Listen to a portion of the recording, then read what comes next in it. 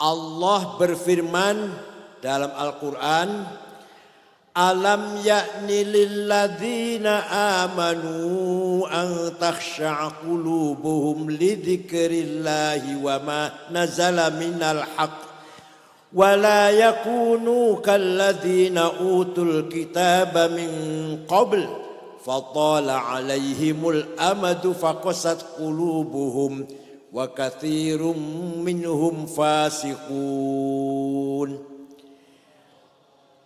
Di dalam ayat ini Allah tidak bertanya, tidak menanyakan berapa kali kamu haji, kamu umroh, berapa rakaat kamu tahajud, berapa masjid kamu bangun, berapa fakir miskin, yatim piatu yang kamu bantu.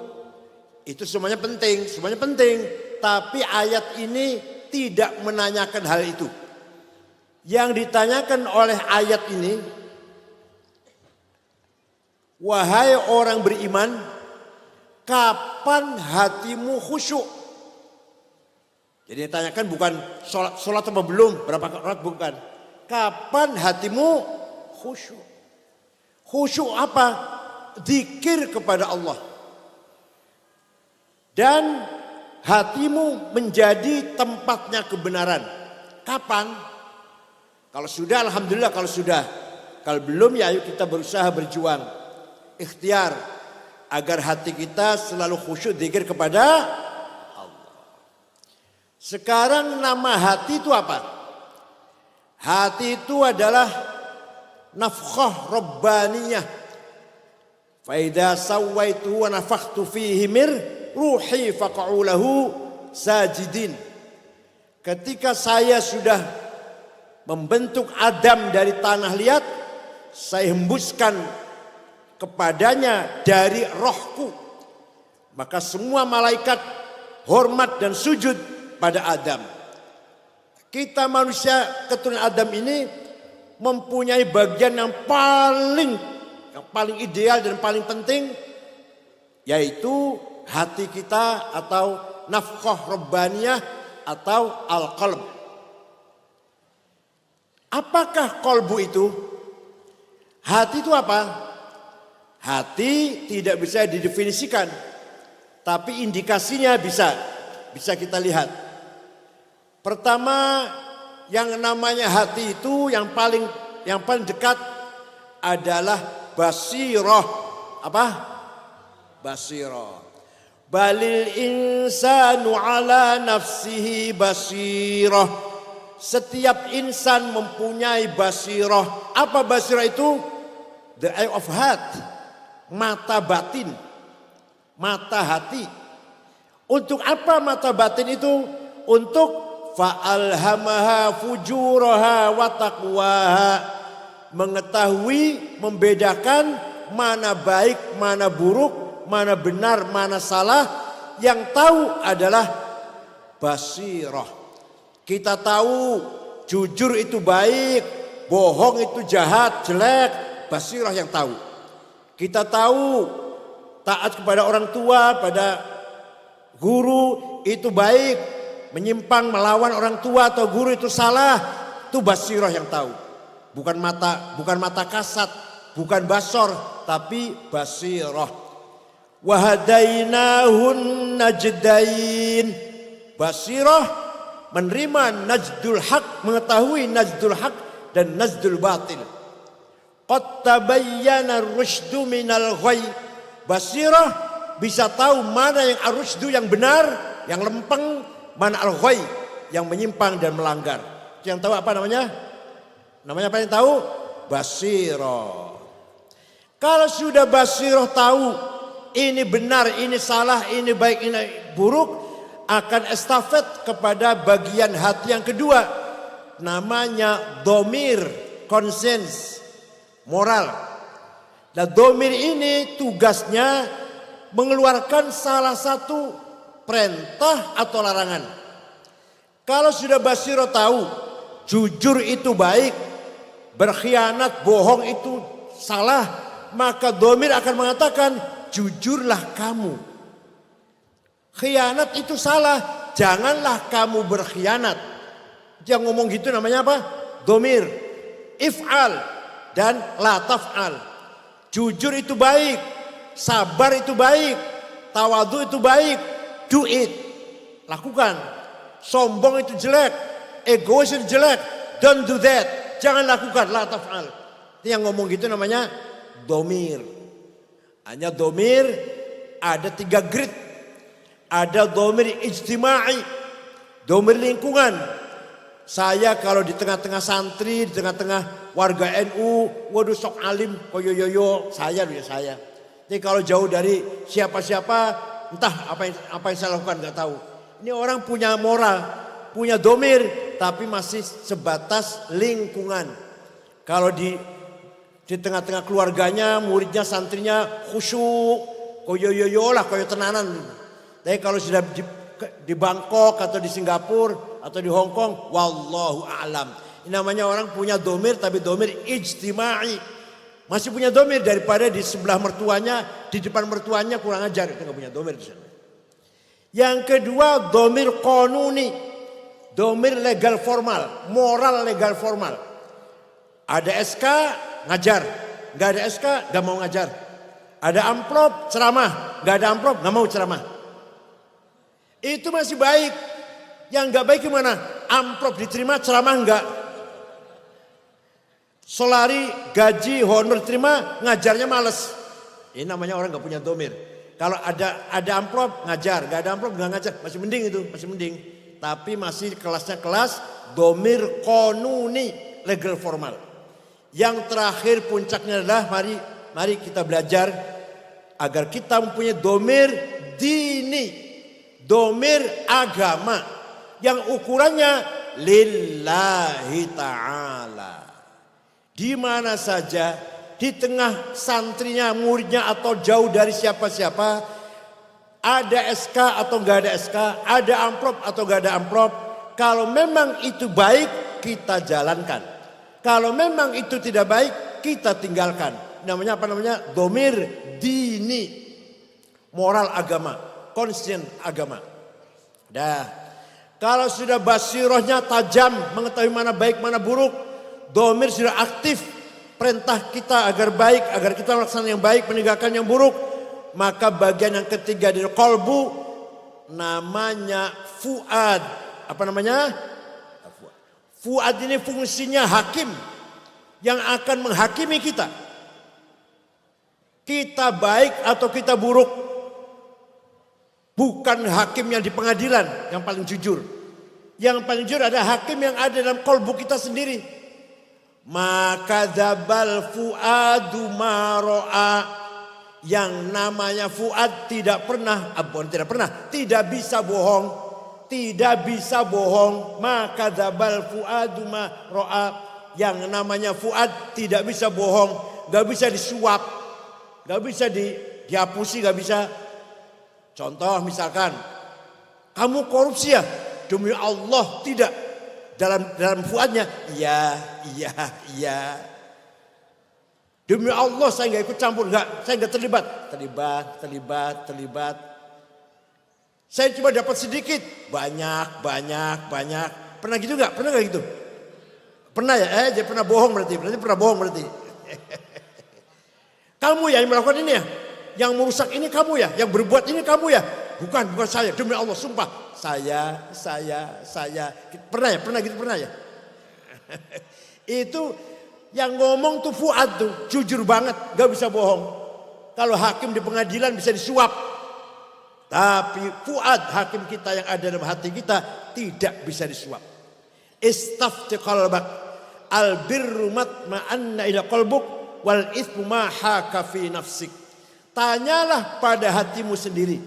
Kalau yang kamu lakukan itu dengan tenang, percaya diri, kelihatan orang banyak senang. Misalkan kamu bagi-bagi sembako, masuk berita senang, diberitakan oleh koran senang, langkahnya mantap, tersenyum, berarti yang kamu lakukan itu baik.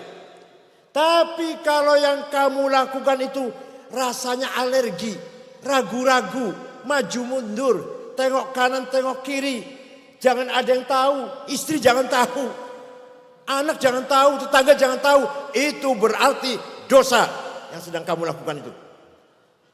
Ya, kalau kamu lakukan dengan tenang, senang, berarti yang kamu lakukan albir, kebaikan. Tapi kalau yang ente lakukan itu ragu-ragu, rasanya nggak enak dalam hati, jangan sampai ada orang tahu, itu namanya al-itsm. Pasti itu sesuatu yang pelanggaran atau dosa. Mari kita pelihara hati kita, basirah kita, domir kita, dan fuad kita semuanya melalui tarekat Nahdlatul Aulia. Ada lagi bagian hati yang keempat, namanya asrar.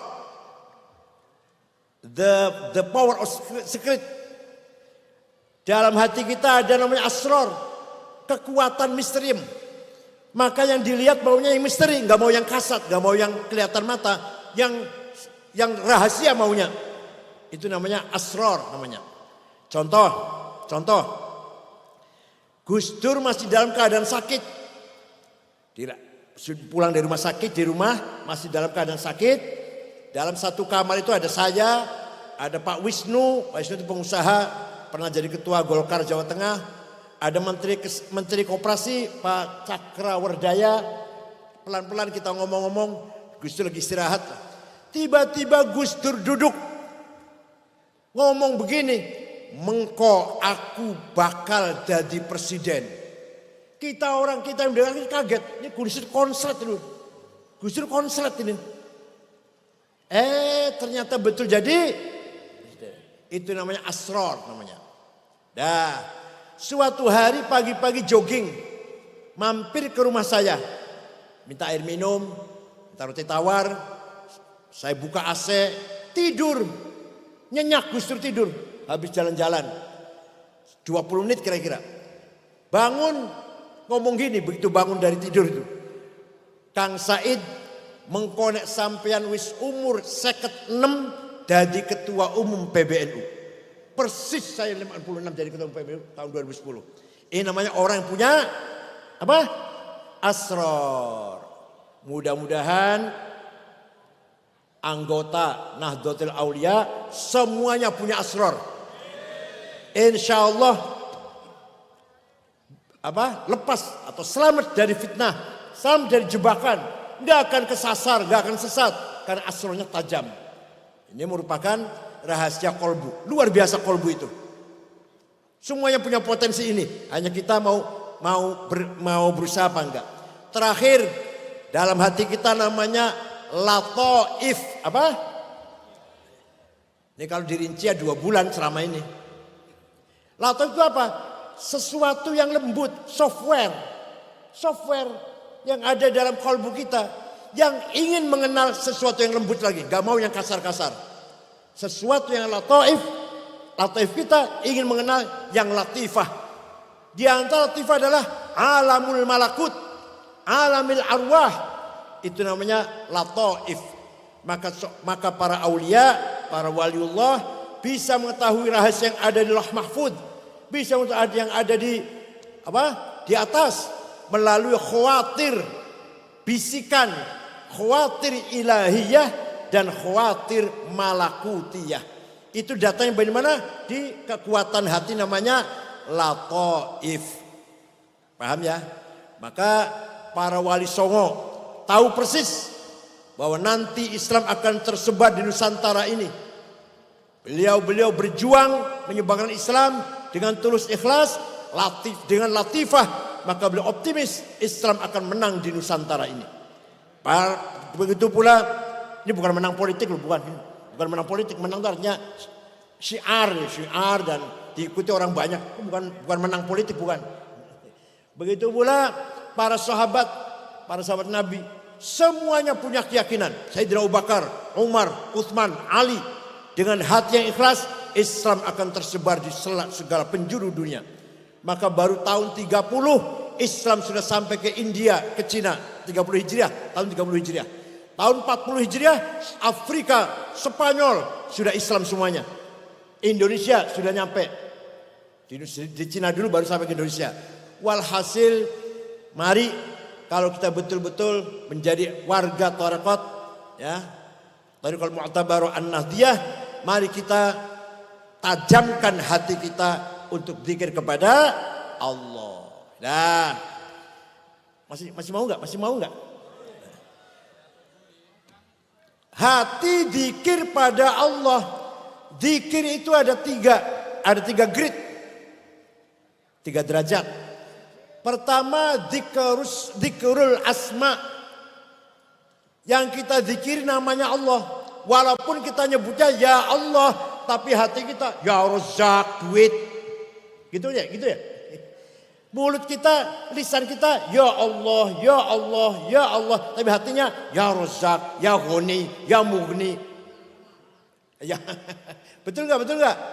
Itu orang bagus, zikir bagus minta pada Allah kok. Tapi yang diminta harta, pangkat, kedudukan, kemuliaan, kebesaran, itu namanya zikrul asma. Apa namanya? Asma. Atau lagi sakit, ya Allah, yang kita minta kesembuhan. Yang kedua, zikrus sifat. Yang kita zikiri sifatnya Allah. Jadi apa yang kita zikiri? Kudrahnya, iradahnya, sama'nya, basornya, hayahnya, ilmunya, kalamnya. Bukan rezeki, bukan rezeki, mobil, bukan mobil, duit, bukan. Tapi apa? Kudrah, iradahnya, sama' basornya, ilmu, hayah, kalamnya. Itu namanya zikrul sifat. Yang ketiga, kita zikir mengucapkan la ilaha illallah, tidak minta apa-apa. Jangankan minta uang, minta harta, minta surganya pun tidak terlintas. Ketika kita la ilaha illallah, la ilaha illallah, tidak terlintas surga, bidadari, enggak. Terus apa? Yang kita zikiri adzatul mutlaqah al-mujarradah anisul idhafat, zatnya Allah yang maha absolut, the absolute one existence, wujud yang absolut. Itu yang kita zikiri, bahwa yang ada hanyalah Allah. Itu namanya zikir zat. Karena sesungguhnya kita ini diadakan. Kita ini apa? Kita ini tidak ada, tapi kita ini diadakan oleh yang ada. Yang ada sebelum lapal ada itu ada, sudah ada. Bahkan kita menggunakan lapal ada atau lapal tidak ada karena ada yang ada. Oleh karena itu kita ini sebenarnya hakikatnya tidak ada, tapi diadakan oleh yang ada, yaitu satu-satunya ada adalah Allah. Hanya kita ini pinjam, wujud kita pinjam. Pinjamnya entah 70 tahun, 80 tahun, tapi kita ada di dunia ini pinjaman dari keberadaannya Allah. Wujud kita pinjam dari wujudnya Allah al-mutlaq. Nah, wa ma nazala minal haq. Kapan kita orang mukmin hatinya khusyuk sehingga hati kita bisa ditempati kebenaran. Hati itu bagaikan rumah, ada pintunya. Dijaga baik-baik pintunya. Kalau yang akan masuk dalam rumah kita atau hati kita itu hasud, dengki, hikad, takabur, sombong, egois, hubbud dunya, hubbul jah, rakus, tamak, permusuhan, baghdha, adawah, baghdha, kebencian, tutup. Jangan sampai hati kita kemasukan itu semua. Tutup pintunya, jaga. Tapi kalau yang akan masuk itu sabar, syukur, ridho, mahabbah, abad saya ma'rifat, buka lebar-lebar. Gitu ya, paham tidak? Jadi hati kita itu bisa kemasukan muhlikat atau bisa kemasukan munjiat. Muhlikat, sombong, takabur, egois, hasud, dengki, iri, permusuhan, kebencian, tutup. Ayo kita buka pintu hati kita, kalau yang akan masuk apa? Sabar, ridho, syukur, qanaah, zuhud, wara', mahabbah, ukhuwah, ma'rifat. Ayo kita buka lebar-lebar. Sebab hati kita itu kalau tidak tawadhu ya takabur. Kalau tidak qanaah yang geragas. Ngerti geragas? Geragas. Tamak. Jadi hati kita kalau nggak dimasuki qanaah, zuhud, ridho, yang masuk geragas, tamak, ambisius, terserah mau dimasuki apa hati kita ini. Kalau nggak dimasuki dengan tawadhu, yang masuk dalam hati kita kesombongan. Kalau nggak yang masuk bukan bersyukur, ridho, yang masuk adalah ketamakan, kerakusan. Ayo kita pelihara hati kita masing-masing. Wa ma nazala minal haq wala yakunu kallazina utul kitab qabl fatawla 'alaihimul amad faqasat qulubuhum. Jangan seperti umat terdahulu. Apa yang terdahulu itu gimana? Punya kitab suci, punya agama, punya syariat, punya aturan, tapi hatinya dangkal, hatinya keras, hatinya rakus, takabur, sombong, ananiah, egois, ambisius. Walaupun haji tiap tahun, walaupun umroh tiap minggu, walaupun sudah bangun masjid sekian ratus, sudah sedekah fakir miskin sekian ribu, ya puasa Senin Kemis, tahajud tiap malam. Kalau hatinya seperti itu, wa katsirum minhum fasiqun. Kebanyakan mereka termasuk orang yang fasik. Walaupun kelihatan dohirnya penampilannya seperti ulama atau seperti orang-orang baik-baik. Tapi kalau hatinya isinya hasud, dengki, takabur, itu termasuk orang yang fasik. Walaupun sudah haji, sudah umroh, sudah bangun masjid, sudah zakat, sudah infak. Kalau hatinya masih kotor, berarti masih wa katsirum minhum fasiqun. Mudah-mudahan kita semua dijauhkan dari sifat fasik. Mulai besok, mulai hari ini dan besok, bismillah kita melangkah takhalli, proses cleaning. Proses cleaning, membersihkan hati kita. Kalau udah bersih, mari kita tahalli, proses dressing. Mari kita hiasi hati kita. Insya Allah nanti puncaknya adalah tajalli, manifestasi Allah di alam semesta ini. Nanti kita melihat apa saja yang kelihatan hanya Allah. Ini tajalli. Entah kapan itu bisa sampai ke tajalli. Saya ini cuma bisa ngomongnya nih, ngelakuinnya belum bisa. Ngomong bisa ngomong, tapi ngelakuinnya nggak bisa ini. Tapi mari kita belajar pertama namanya takhalli. Gimana caranya? Caranya belajar gimana? Namanya belajar. Pelan-pelan. Minggu ini saya buang takabur. Hasudnya masih ada. Ya nggak apa-apa. Belajar. Minggu kedua takabur dan hasud dibuang. Minggu ketiga ananiyah dibuang. Minggu keempat hubbud dunya dibuang. Lama-lama insya Allah takhalli. Paham tidak? Belajar. Kalau hari Senin saya nggak akan marah. Hari Senin. Kalau Selasa Rabu marah. Senin nggak akan marah. Belajar. Nanti enak, nanti bisa dirasakan. Saya kalau hari Senin nggak marah, enak ya rasanya ya. Kok enak rasanya? Tambahin lagi Kamis. Ya, kalau Kamis, Senin dan Kamis nggak marah, nggak cerewet, nggak bawel, nggak galak. Kalau Selasa, Rebo, Jumat, Sabtu, lah itu galak boleh. Belajar. Lama-lama saya tambahin lagi satu lagi. Senin, Kamis, Sabtu misalkan. Lama-lama insya Allah 1 minggu sudah takhalli. Begitu pula sholat 4 rakaat misalkan. Belajar khusyuk. Yang khusyuk 1 rakaat saja dulu. Yang 3 ngelamun gak apa-apa. Masih belajar. Lama-lama insya Allah 2 rakaat khusyuk. Yang 2 masih ngelamun. Masih ke mall, masih kemana-mana lah.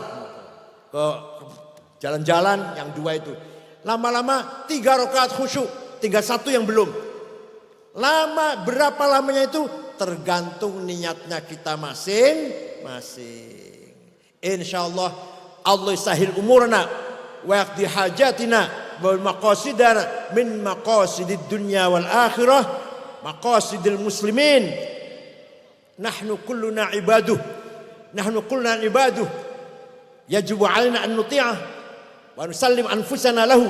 Kita harus pasrah total, tawakal, menyerahkan diri kepada Allah karena kita ini hambanya bukan siapa-siapa. Syukran wa dumtum fil khair barakati wan najah.